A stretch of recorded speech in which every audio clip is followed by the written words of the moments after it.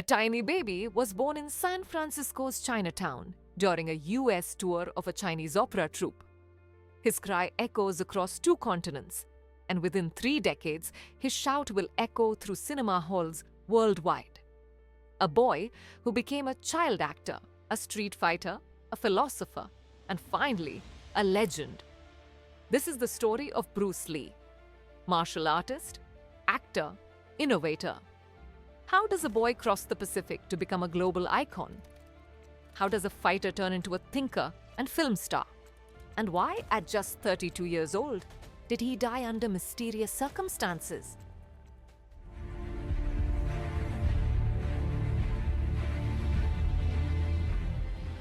Bruce Lee was born on November 27, 1940, in San Francisco, California.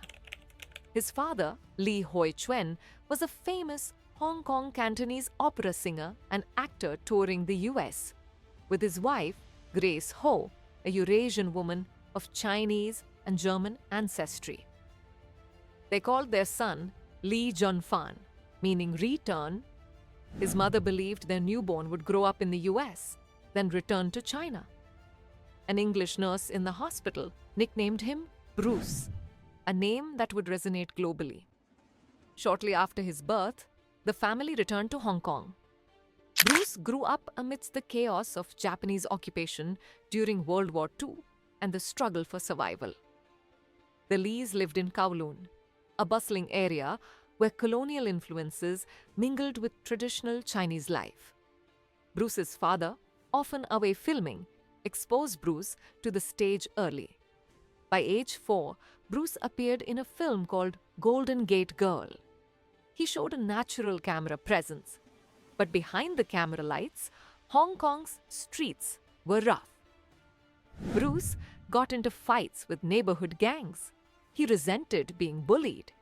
Despite his father's fame, Bruce didn't enjoy protection from street thugs. He wanted power in his own hands. How could a small boy fend off bigger attackers? He began to train his body.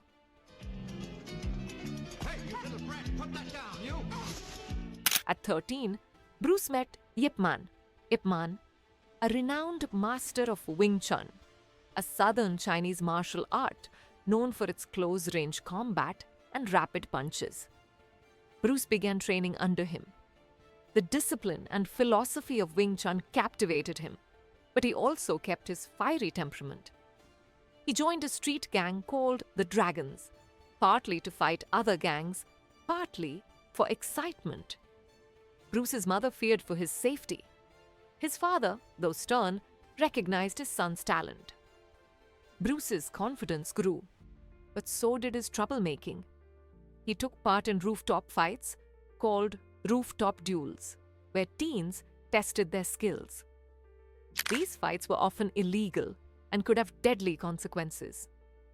At 18, after he beat the son of a feared triad leader, Bruce's parents worried he might be targeted.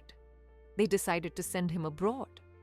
In 1959, with only $100 in his pocket, Bruce sailed to Seattle to stay with family friends. He would leave behind the gangs and film sets of Hong Kong to build a new life in America. Could this brash teenager trade Chinatown rooftops for college classrooms?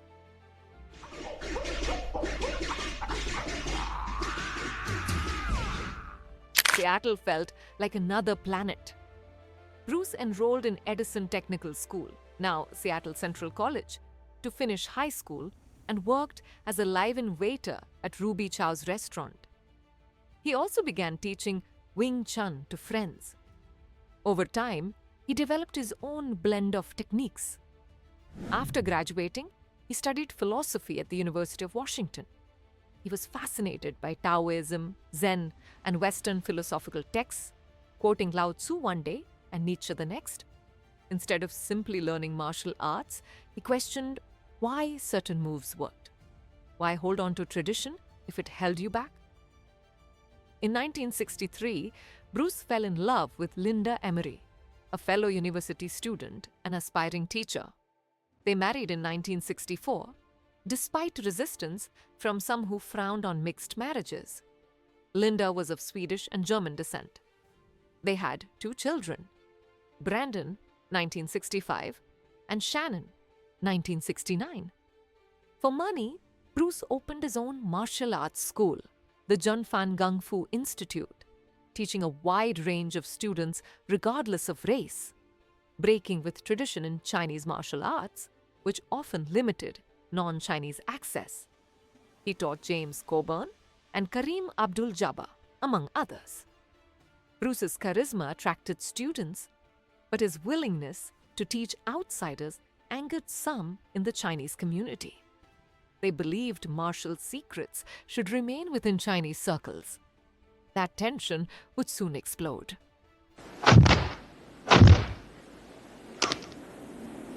By 1964, Bruce had become well known in martial arts circles. He demonstrated at Oakland's Long Beach International Karate Championships, where he performed 1-inch punches and lightning-fast techniques. After this demonstration, some traditionalists accused him of revealing too much. A Chinese martial arts leader reportedly demanded he stop teaching non-Chinese.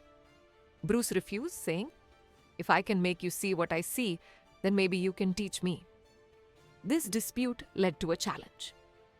Bruce was told to fight another instructor, Wong Jack Man, with the condition that if he lost, he must close his school or stop teaching non-Chinese. Accounts of the fight vary.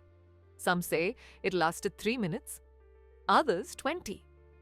According to Linda Lee, Bruce chased Wong around the room until Wong yielded. Wong later claimed it was a draw. Regardless, the fight caused Bruce to question traditional techniques. He realized that despite winning, he tired quickly. He needed an approach that was fluid and efficient, not bound by style. He continued developing his own philosophy. Absorb what is useful, discard what is not. This philosophy evolved into Jeet Kune Do, way of the intercepting fist, a hybrid that combines speed, economy of motion, and unpredictability. He emphasized freedom. There were no fixed stances or drills, only principles. Bruce believed martial arts must be practical and adapt to real-life situations. This approach set him apart from rigid traditions, but it also attracted criticism. Was he a liberator or a rebel? The answer lay in Hollywood.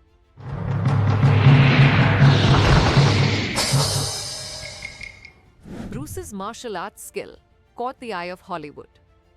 He auditioned for the role of Kato, the Green Hornet's sidekick, in 1965 and won. The Green Hornet TV series aired in 1966 to 1967. Bruce stole scenes with his quick, crisp moves.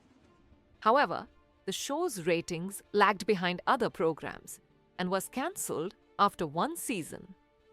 Hollywood saw him as an exotic supporting actor, not a lead. He couldn't land starring roles, often told that audiences wouldn't accept an Asian leading man. He created and pitched a show called The Warrior about a Chinese martial artist in the Old West. Studios rejected it, only to later produce Kung Fu, starring David Carradine, a Caucasian actor, in a similar premise. Bruce was bitter, but continued to train film actors and make guest appearances. While fighting Hollywood stereotypes, Bruce also suffered an injury. In 1969, he injured a nerve in his back while training, supposedly because he lifted weights without properly warming up. Doctors feared he might never kick again. For months, he lay in bed, writing notes on martial arts philosophy and creating training plans. He defied prognosis with relentless rehab. He came back stronger, but the back injury would haunt him.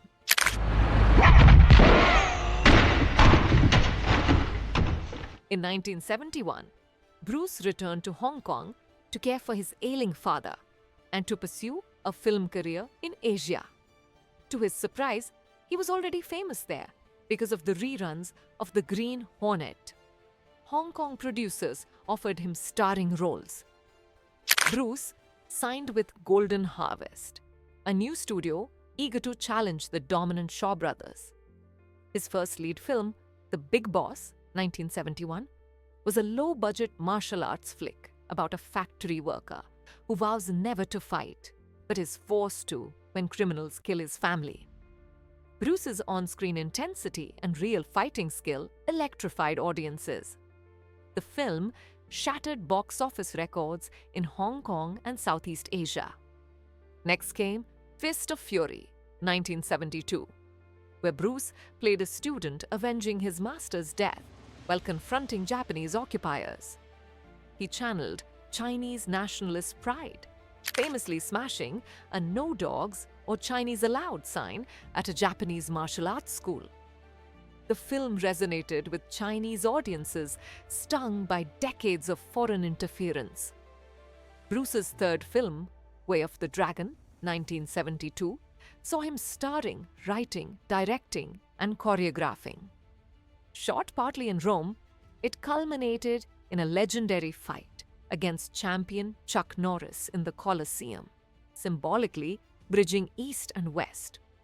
Bruce, barefoot, hunched like a cat. Norris, hairy-chested, composed. The fight is regarded as one of the greatest in cinematic history. Bruce had become Asia's biggest star. Crowds mobbed him on the street, shouting, "Little Dragon," his Cantonese nickname. Yet he remained frustrated with Hollywood's rejection. He wanted global recognition, not just regional fame. Could he create a film that would conquer the world?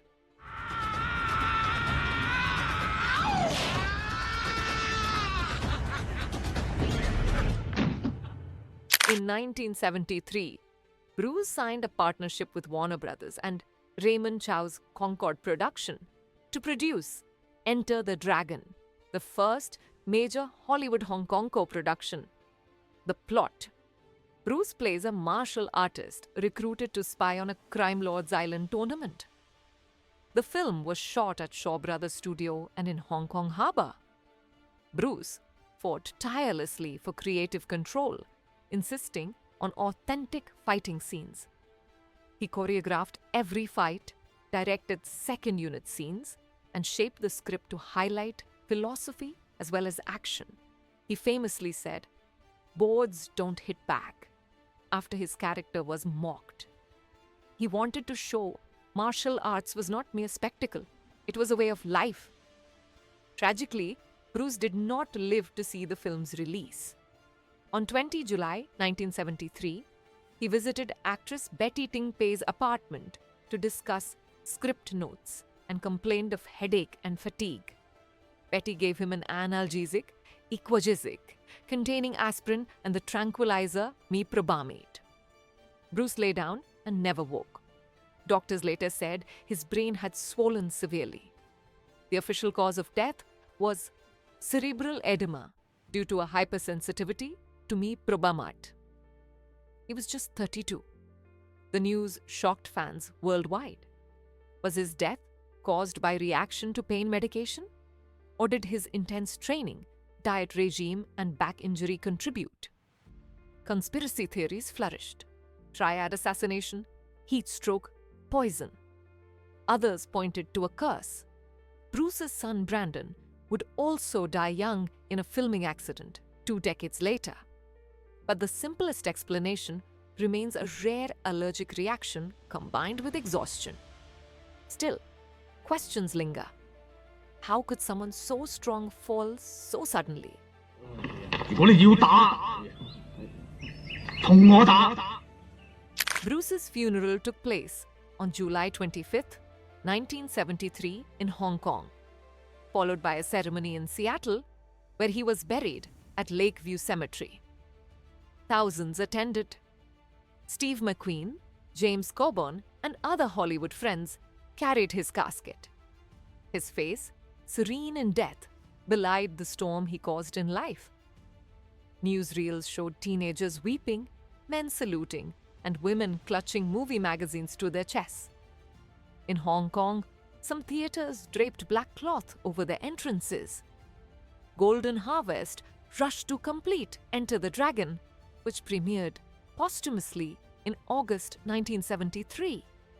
It became an instant hit worldwide. Hollywood audiences cheered a Chinese hero beating corrupt white villains. The movie earned more than $90 million on a budget of $850,000. Bruce's charisma, skill, and presence captivated the West. Suddenly, Kung Fu entered the global vocabulary. How cruel! Success came when he could no longer enjoy it. Linda Lee Cadwell was left to raise Brandon and Shannon alone. She became the guardian of Bruce's image and legacy, writing books and granting interviews. In later years, Brandon pursued acting and martial arts, but he died in 1993 on the set of The Crow after a prop gun accidentally discharged. Many whispered about a curse on the Lee family. Shannon built a career in media and heads the Bruce Lee Foundation, continuing her father's legacy.